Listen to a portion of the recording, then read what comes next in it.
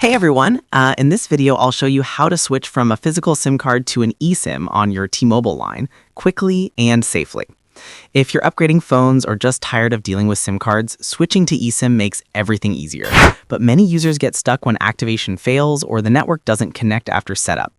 Don't worry, I'll show you the exact steps to move from SIM to eSIM without losing service. Let's fix it step by step. Step 1. Make sure your phone supports eSIM. Before anything, check if your device supports eSIM. Most new iPhones, Google Pixels, and Samsung Galaxy models do. Go to your phone settings and look for SIM Manager or cellular plans. Step 2. Back up and remove the physical SIM card. Next, make sure you've backed up your contacts if they're saved to the SIM. Then power off your phone and remove the physical SIM card safely. Step 3. Contact T-Mobile or use the app. Now open the T-Mobile app or sign into your T-Mobile account online.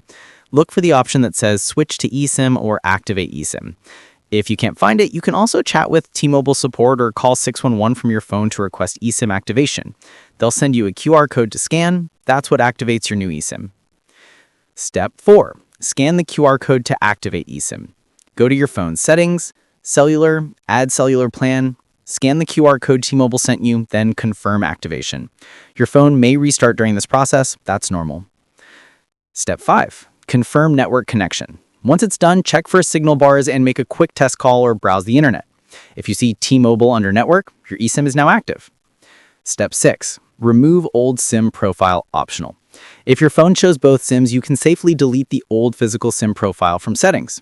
This keeps your phone clean and avoids confusion later. And that's it. You've successfully switched from SIM to eSIM on T-Mobile. Thanks for watching. Don't forget to like and subscribe for more quick mobile guides.